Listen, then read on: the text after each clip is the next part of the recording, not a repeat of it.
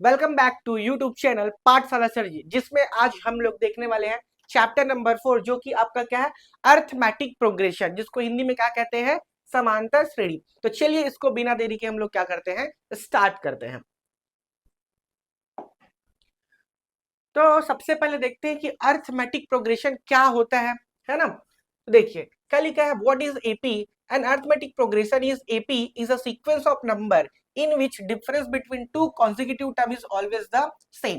ठीक है, क्या बोल रहा है, अर्थमेटिक प्रोग्रेशन जिसको शॉर्ट फॉर्म में क्या बोलते हैं, AP is a sequence of number. ये क्या है, एक नंबर का क्या है, लाइन बोल सकते हैं या उसका एक कतार बोल सकते हैं, उसका sequence of number in which the difference between two consecutive. Consecutive मतलब क्या होता है, दो लगातार नंबर। ठीक है, जैसे एक के बाद एक के बाद एक आता है नंबर, तो दो लगातार नंबर लाइन से लेना है और उनका डिफरेंस कैसे होता है, सेम होता है, इज ऑलवेज द सेम। उनका difference between the two consecutive term is always the क्या होगा, सेम होगा। क्लियर है। हिंदी में देख लो, समांतर श्रेणी ऐसी संख्या श्रेणी है जिसमें प्रत्येक क्या बोला है, प्रत्येक दो क्रमागत पदों का अंतर हमेशा क्या होता है, समान होता है। ठीक है, ये इसको हम लोग क्या बोलते हैं, अर्थमेटिक प्रोग्रेशन। जैसे कि आप देख सकते हैं, पहला नंबर क्या है, या फिर फर्स्ट टर्म बोल सकते हैं, क्या है, 2 है। अगला नंबर क्या है, 5। अगला नंबर 8, 11, 14 और 17। ठीक है, ये आपके टर्म्स है, या फिर बोल सकते हैं नंबर है ना, उनका सीक्वेंस दिया हुआ है। तो देखो 2 और 5 के बीच में कितना बढ़ रहा है, +3 बढ़ रहा है। फिर से 5 और 8 के बीच में कितने का गैप है, 3 का। फिर उसके बाद 8 और 11 के बीच कितने का गैप है, 3 का।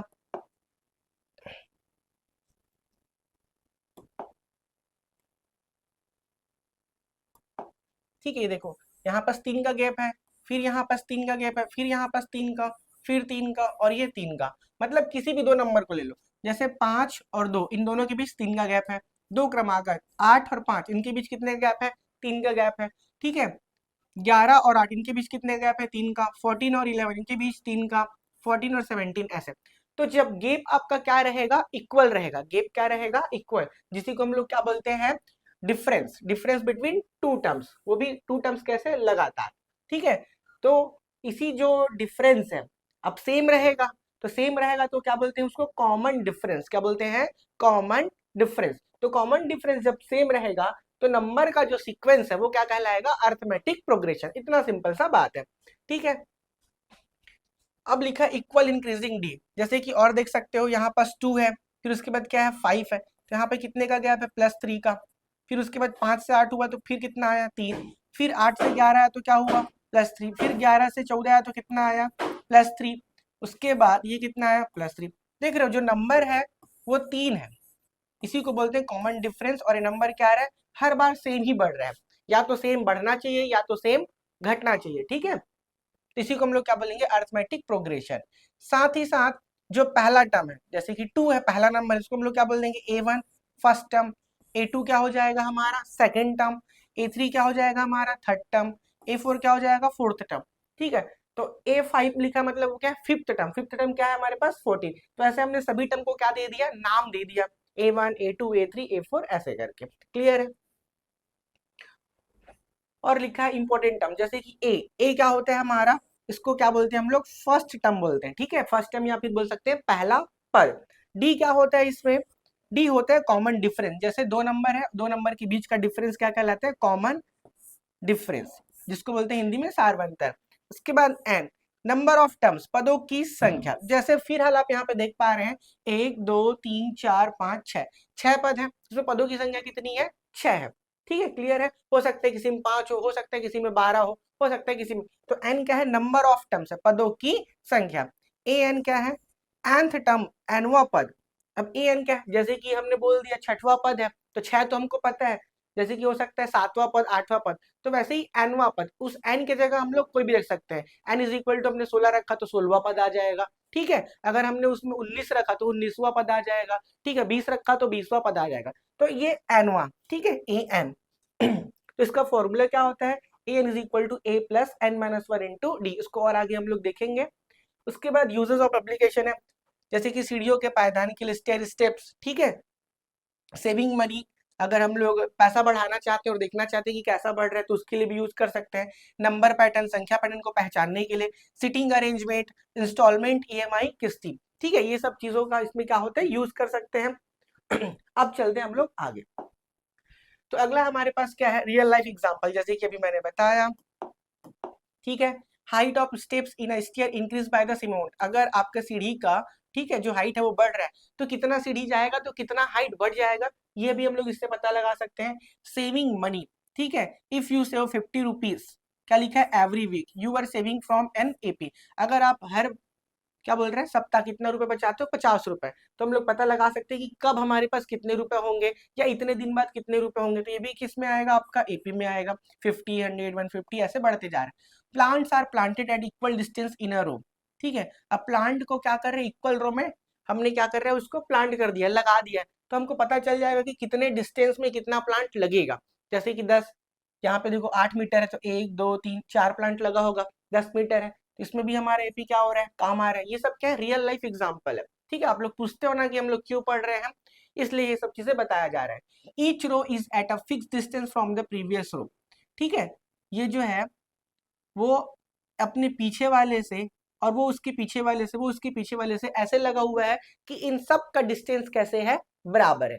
Each row is a fix distance from the previous row, पिछले वाले रो से इतने आगे है, अब इतना ही गैप करके फिर आगे होगा, फिर इतना गैप करके फिर आगे होगा, ठीक है, ऐसे दिख रहा होगा, ये गैप है, फिर इसी गैप में, फिर इसी गैप में, ये भी किस में आता है हमारा, अर्थमेटिक प्रोग्रेशन में। नंबर ऑफ पैटर्न, जैसे कि 3 3 बढ़ रहा है तो money number pattern in real life follow AP, बहुत सारे जो नंबर है वो एपी को क्या करते हैं, फॉलो करते हैं। आगे देखते हैं, why we study AP.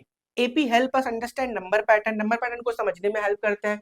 Useful in solving real life problem, जैसे कि हमने देखा, help in a future topics like series, ठीक है, sequence and progression, used in finance, saving, EMI, physics, computer science and more. ये तो हमारे फॉर्मूले, इसको तो मैं बाद में कराऊंगा, चाहे तो आप देख सकते हो। उसके बाद यहाँ पे कुछ क्वेश्चन है, देखो क्या लिखा है, find the common difference of the AP.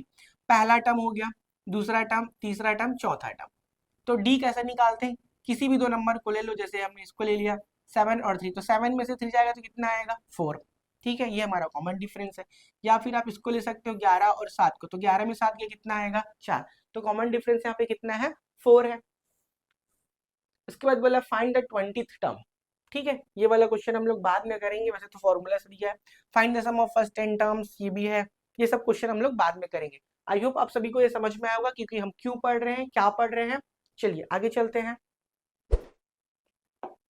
अब आता है हमारे पास अगला question, find the 10th term of arithmetic progression 951 - 3 समांतर श्रेणी का 10वां पद ज्ञात कीजिए, जो कि आपका एक्सरसाइज 4.1 है ना। तो मैं इसको बताने से पहले कुछ और चीजें बता देता हूं जो आपको हेल्पफुल होगा, ठीक है, फिर इसको करेंगे हम लोग। जैसे कि मैंने बताया कि अगर फर्स्ट टर्म है, इसको हमने क्या ले लिया, ए, ठीक है, यहाँ पे लिख लेते हैं फर्स्ट टर्म। उसके बाद क्या आ जाएगा, सेकेंड टर्म, जिसको हम लोग क्या बताएं, A2। उसके बाद थर्ड टर्म क्या होगा हमारे लिए, A3 होगा। वैसे ही फोर्थ टर्म, ये क्या हो जाएगा, A4, और ऐसे ही ये चलते रहेगा, ठीक है, कंटिन्यूअस। तो फर्स्ट टर्म को हमने ए बोला, सेकंड टर्म को A2 बोला, थर्ड टर्म को हमने A3 बोला, और फोर्थ टर्म को क्या बोला हमने, A4। क्लियर है। अब समझ लो, अगर हमारे पास कोई नंबर है 3, ये हमारा पहला नंबर है, और उसमें हम लोग, ठीक है, ये हो गया 3, कितने ऐड कर रहे हैं, +2, क्या कर रहे हैं, +2, तो 3 और 2 कितना हो जाएगा, 5। अब फिर 5 में +2 होगा तो कितना बनेगा, 5 और 2 7। उसके बाद 7 में फिर से क्या होगा, +2, तो 7 और 2 कितना हो जाएगा, 9, और ये इसी फ्लो में आगे चलता रहेगा। क्लियर, समझ में आ रहा है। अब हम लोग समझते हैं, और ये 3 है तो 3 को हम लोग क्या लिख सकते हैं, सिर्फ ए ही बस लिखेंगे। क्लियर है, सिर्फ क्या लिखेंगे, ए मतलब सिर्फ और सिर्फ 3। तो फर्स्ट टर्म क्या है हमारा, 3 है। अब उसके बाद देखो A2 है, तो A2 बना कैसे है, जिसमें हमने 3 में क्या ऐड किया है, +2, और ये हमारा क्या है, डी का वैल्यू है, 3 + 2, तो 3 क्या है हमारे पास, इसको नीचे लिखेंगे है ना, 3 प्लस 2। 3 क्या है हमारे पास a और 2 क्या है हमारे लिए कॉमन डिफरेंस। तो a2 का वैल्यू क्या आ रहा है a plus d is equal to कितना होगा हमारा सेकेंड टर्म 5। क्लियर है। अब वैसे ही जब हम लोग थर्ड टर्म में आते हैं तो थर्ड टर्म कैसे बनेगा ध्यान से देखो। सबसे पहले आएगा 3, उसके बाद एक बार 2 आया, उसके बाद एक बार और 2 आया। तो 2 कितने टाइम्स आया 2 टाइम्स। इसको सॉल्व करेंगे तो कितना आएगा 3, 2 2 से कितना आ गया 4, 3 और 4 कितना हो गया 7।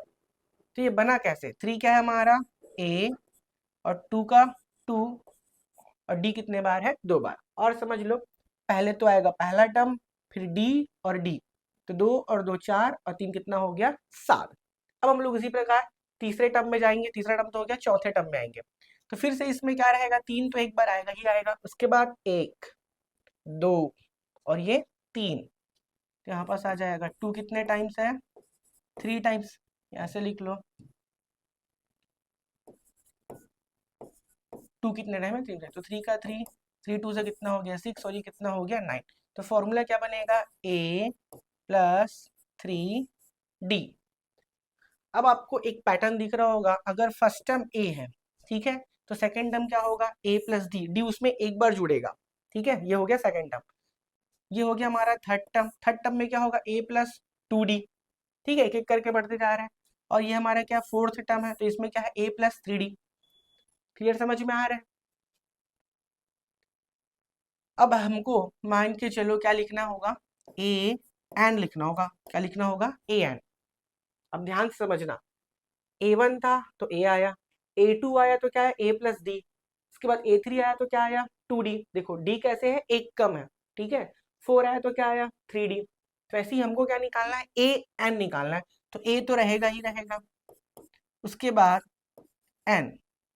ठीक है जैसे कि 4 है, ये 4 है तो n का वैल्यू कितना है यहाँ पे 4 माइनस 1, ये आ जाएगा n माइनस 1 इंटू डी। इसको आपको बस समझना है। ठीक है चलो एक बार और अच्छे से समझ लेते हैं, यहाँ तक तो सबको क्लियर होगा ये चीज है।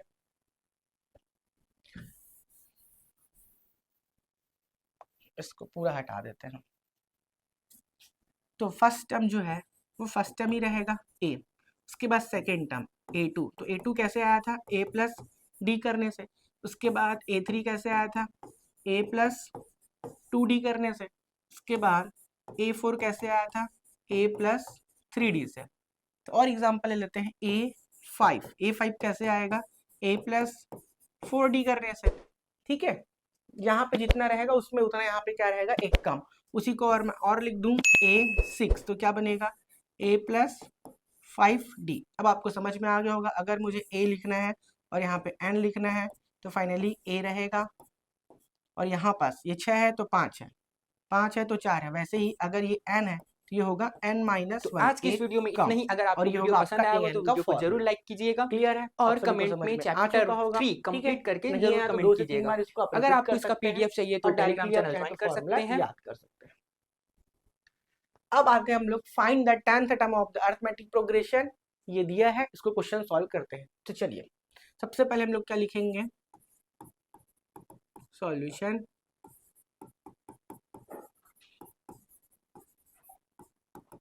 Given that. तो क्या दिया हुआ है हमको एक सीरीज दिया है 9 5 1 minus 3 and dash dash dash. ठीक है तो ये हमारा सीरीज है। तो सबसे पहले हम लोग क्या लिखेंगे फर्स्ट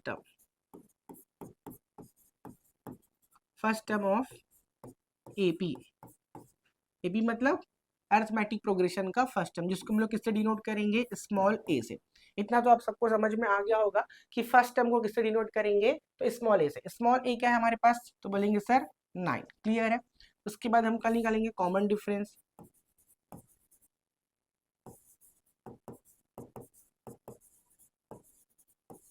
कॉमन डिफरेंस जिसको हम लोग क्या बोलते हैं डी। तो कॉमन डिफरेंस क्या होता है दो कंटिन्यूअस टर्म्स उनके बीच का डिफरेंस। तो कंटिन्यूअस a2 मतलब सेकेंड टर्म, तो ये होगा आपका 5 माइनस a1 क्या है तो a1 है आपका 9। क्लियर है। अब 9 में से 5 जाएगा तो कितना आएगा 4, और बड़े नंबर का साइन कितना होगा -4। ध्यान से देख लो, हर बार -4 क्या हो रहा है, कम हो रहा है। ठीक है, तो हमको a मिल गया और d मिल गया, और कौन सा टर्म बोला है, 10th टर्म बोला है। ठीक है, तो हमको फॉर्मूला पता है nth टर्म का। nth टर्म का फॉर्मूला क्या होता है, an is equal to a plus n-1 into d. Clear है, बाजू में लिख सकते हो। n इज इक्वल टू कितना दिया है 10, यहाँ पे लिख सकते हैं a 10 हो जाएगा। उसके बाद a का वैल्यू यहाँ से लो 9, ये हो जाएगा 10-1। d का वैल्यू देखो कितना है -4। क्लियर है, अब इसको सॉल्व बस करना है। तो a 10 तो इधर रहेगा ही रहेगा। उसके बाद 9 का 9, 10 में से 1 गया तो कितना आएगा 9, उसके बाद -4। क्लियर है। अब उसके बाद सॉल्व कर लेते हैं। 9 का 9, 9 4 से कितना हो जाएगा -36। फिर से वही एक प्लस और एक माइनस, तो क्या करते हैं यहाँ पे सब्ट्रैक्ट करेंगे। तो 36 में से 9 गया कितना आएगा 27, लेकिन किसका, माइनस का। इसको याद रखेंगे a 10। तो 10th टर्म क्या है -27। ठीक है, तो यहाँ पे लिख सकते हो 10th टर्म विल बी -27। ठीक है, 10th टर्म विल बी -27। तो इतना सिंपल सा आपको करना था।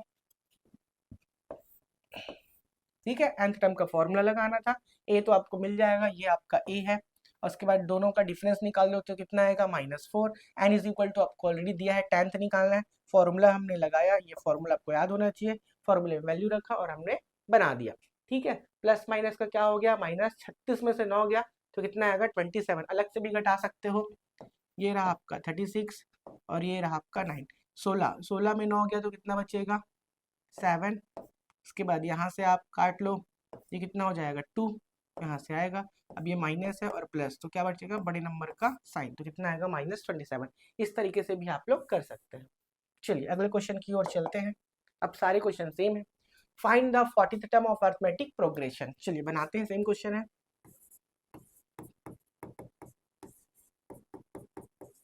गिवन दैट में हम लोग क्या लिखेंगे, सीरीज को। सीरीज क्या है हमारे पास 100, 70 और ये 40। अब थोड़ा स्पीड से बनाएंगे 40 का। तो सबसे पहले क्या लिखेंगे, first term a is equal to आएगा आपका 100। उसके बाद कॉमन डिफरेंस शॉर्टकट में लिख रहा हूँ CD, जो कि होता है a2 माइनस a1। a2 आपका कौन सा होगा 70 माइनस a1 कितना होगा आपका 100। 100 में से 70 गया तो कितना आएगा -30। ठीक है, प्लस माइनस में बस थोड़ा आपको ध्यान रखना है। डी का वैल्यू कितना आ गया -30, देखो 30 कम हो रहा है। अब उसके बाद an का फॉर्मूला लगा देंगे।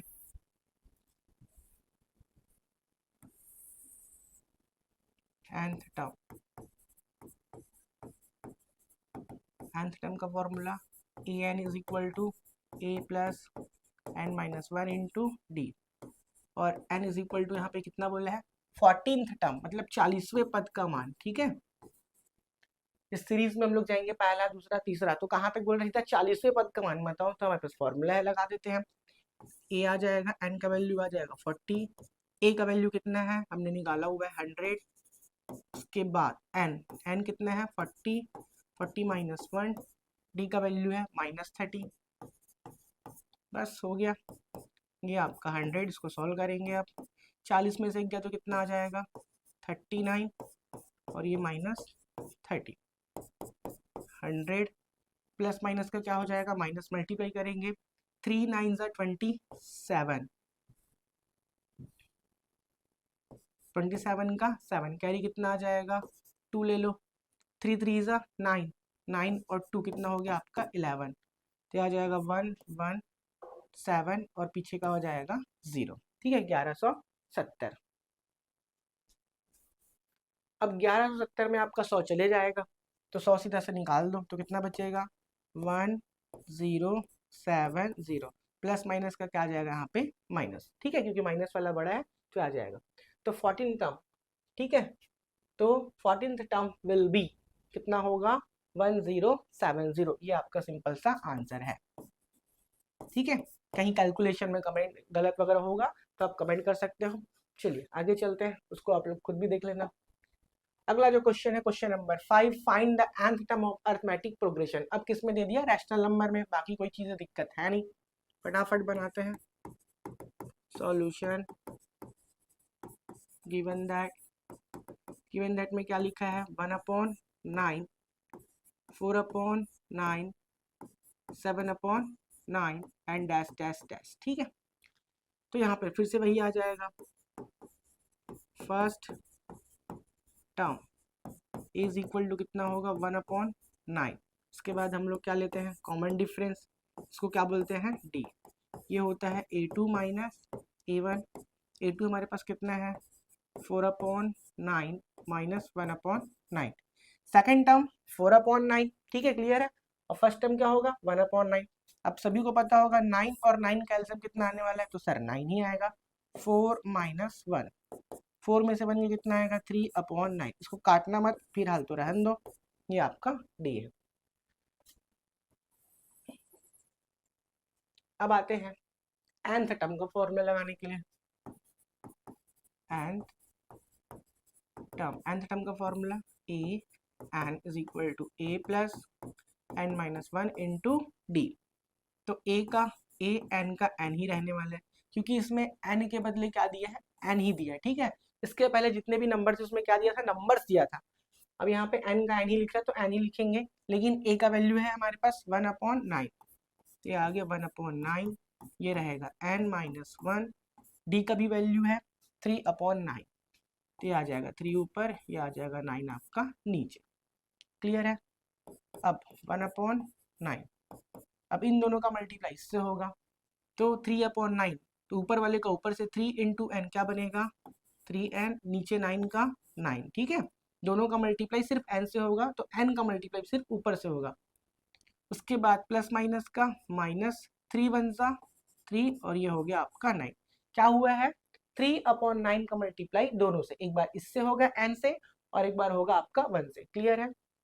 चलिए अब ध्यान दो, तीनों का एलसीएम क्या है 9 ही है, इसको हम लोग ऐसे ही लिख लेते हैं 9 का 9, तो ऊपर भी सेम आ जाएगा 1 प्लस 3n माइनस 3,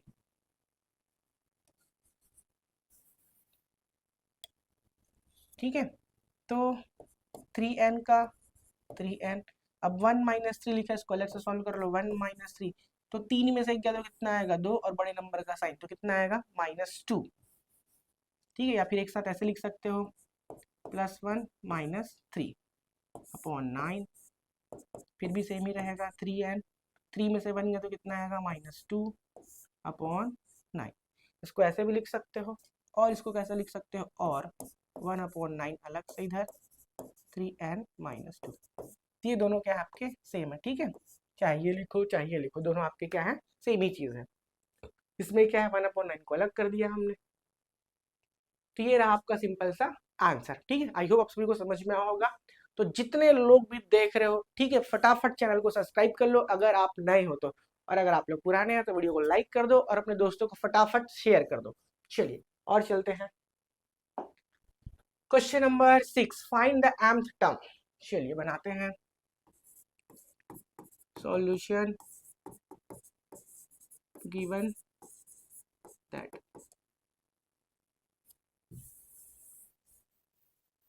ठीक है, समांतर श्रेणी 950 900 850 वही सेम चीज है। क्वेश्चन 950 900 850 डैश डैश डैश, तो यहाँ पर लिखेंगे हम लोग फर्स्ट टर्म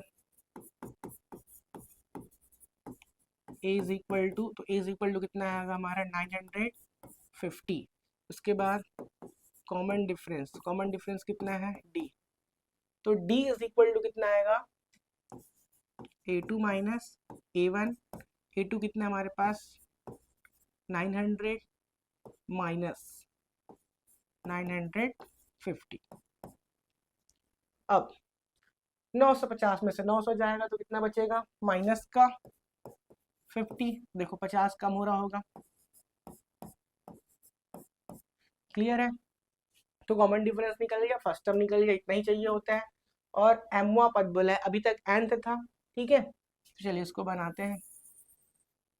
हम तो लिखेंगे nth टर्म, क्या लिखेंगे, nth टर्म। तो ये होगा a n is equal to a plus n minus one into d. यहाँ तक तो क्लियर होगा सभी को a n का। अब लेकिन इसमें n की जगह क्या बोल दिया है, m बोल दिया है, तो जहाँ n होगा वहां वहां m रख देंगे। ये हो जाएगा a m, उसके बाद a का वैल्यू तो है हमारे पास 950, इस n की जगह आ जाएगा m माइनस वन, डी का वैल्यू तो -50, ये हो गया, ठीक है। अब इसको सॉल्व करेंगे, 950, इस 50 का मल्टीप्लाई दोनों टर्म से होगा, तो प्लस माइनस का माइनस, ये बनेगा 50 m, माइनस इंटू माइनस होगा प्लस, 50 वन जा 50, क्लियर है। तो 950 और ये 50 दोनों आपस में जोड़ेंगे या फिर एक साथ लिख सकते हो, 950 प्लस 50 और ये माइनस 50 m, क्या किया हमने, इसको आगे इसको पीछे, ये हो जाएगा आपका 1000 माइनस 50 m।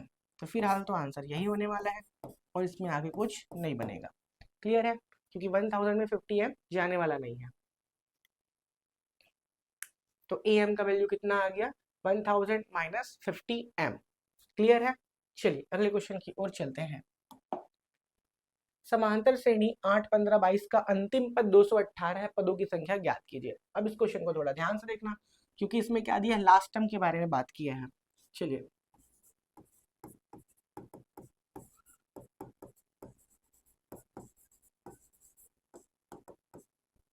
तो सीरीज लिख लेते हैं, 8, 15, 22 एंड डैश डैश डैश करते हुए जब हम लोग लास्ट में आएंगे, सीरीज के लास्ट में, ये कितना आएगा, 218।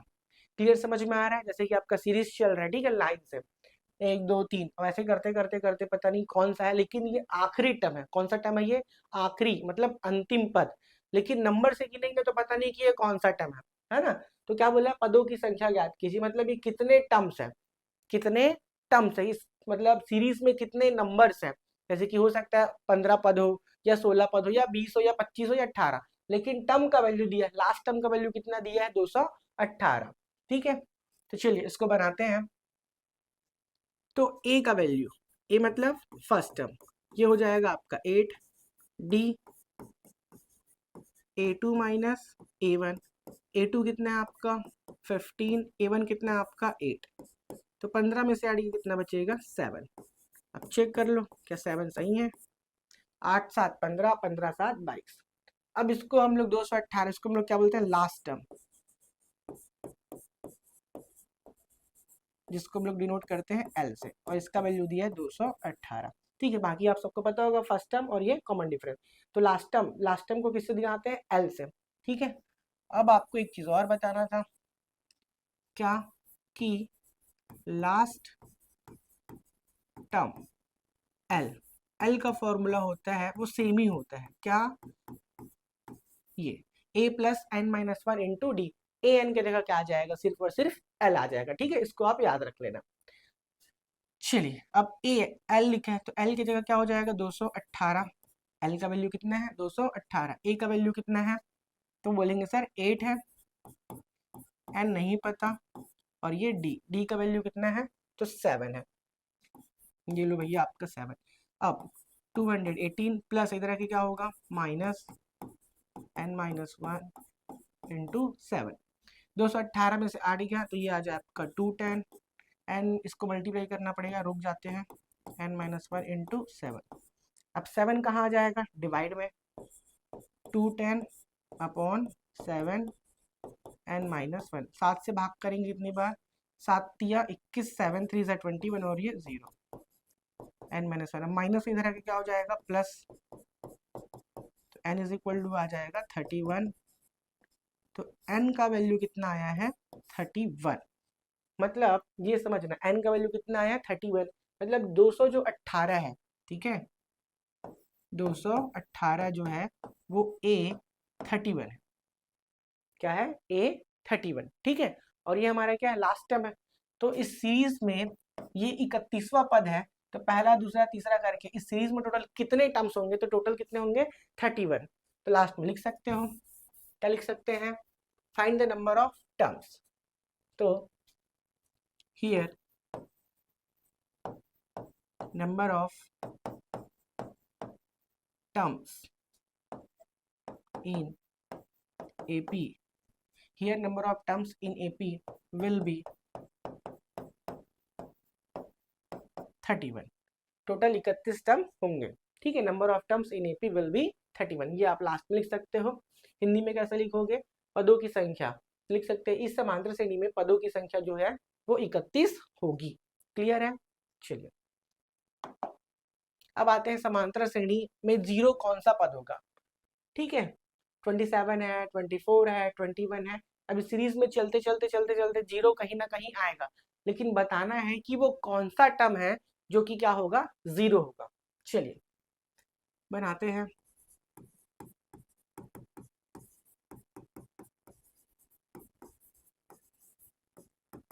Given that 27, 24, 21 dash dash dash dash dash zero कहीं ना कहीं आएगा।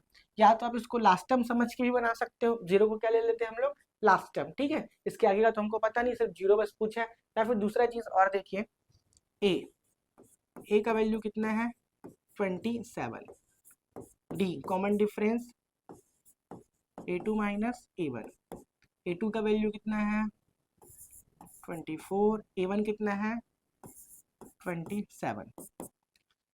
तो यहाँ से आएगा 24 में, सॉरी 27 में 24 का तो कितना बचेगा 3, वो भी माइनस का।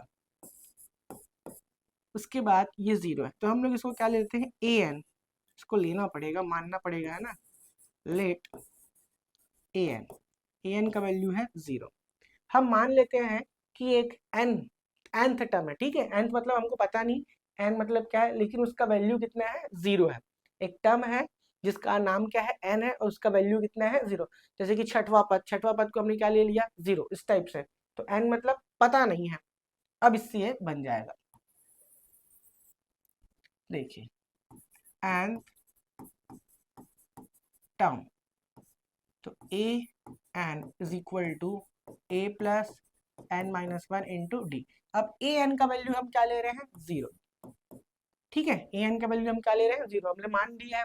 कोई टर्म होगा जिसका वैल्यू क्या है, ये 0 है। कौन सा टर्म होगा वो पता चल जाएगा। अब a का वैल्यू कितना है 27 है, तो यहाँ पे रख लो 27, ठीक है। n, अब n क्या है वो तो पता नहीं है। d कितना है, तो d कितना है -3 है, उसको सॉल्व करेंगे। सबसे पहली बात, ये प्लस 27 इधर क्या होगा माइनस। अब काफी लोग पूछेंगे सर ये जीरो कहाँ गया। देखो जीरो तो पहले से अपनी जगह पे, प्लस 27 इधर आके क्या हो गया माइनस। अब -27 प्लस जीरो होगा तो कितना आएगा -27 ही आएगा। जैसे कि ये देख लो 0 और -27, तो क्या आएगा -27 ही आएगा। जीरो को चाहे जोड़ो चाहे घटाओ कुछ फर्क नहीं पड़ेगा। इसके बाद बाकी सेम रहेगा, n-1 -3। अब -27 है, 3 डिवाइड मल्टीप्लाई में तो कहाँ आएगा डिवाइड में, n-1। दोनों माइनस से माइनस क्या हो जाएगा कैंसिल। 3 से डिवाइड करेंगे कितने टाइम्स 9 टाइम्स, -1 इधर आके क्या बनेगा +1 n, ये आ जाएगा 10। तो n का वैल्यू कितना आ गया 10। अब हमको समझ में आ गया कि ये कौन से टर्म का वैल्यू है, तो 10th टर्म का वैल्यू है, ठीक है। तो यहाँ पे लिख सकते हो विच टर्म इज AP, तो यहाँ पे लिख सकते हैं विच टर्म की जगह 10th टर्म विल बी 0। क्या लिख सकते हैं 10th टर्म विल बी 0, 10वें पद का मान क्या होगा 0 होगा। क्लियर है, चलिए। तो आज के सीरीज में तो आप सभी के लिए इतना ही था, लेकिन एक चीज और है कि आप सभी के लिए होमवर्क क्वेश्चन है 1 2 3 4 5 6।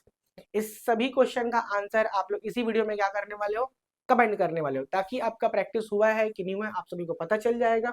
और जितने भी सारे क्वेश्चन मैंने कराए थे वो बुक के क्वेश्चन है, उनको तो आपको डेफिनेटली करना ही करना है, ठीक है। तो आप इसका स्क्रीनशॉट ले सकते हो, ठीक है, स्क्रीनशॉट ले लिया होगा। चलिए, तो अगर आपको हमारे चैनल के साथ जुड़ना है, चाहे इंस्टा हो टेलीग्राम हो, तो आप लोग हमें ज्वाइन कर सकते हैं पाठशाला सर जी के नाम से।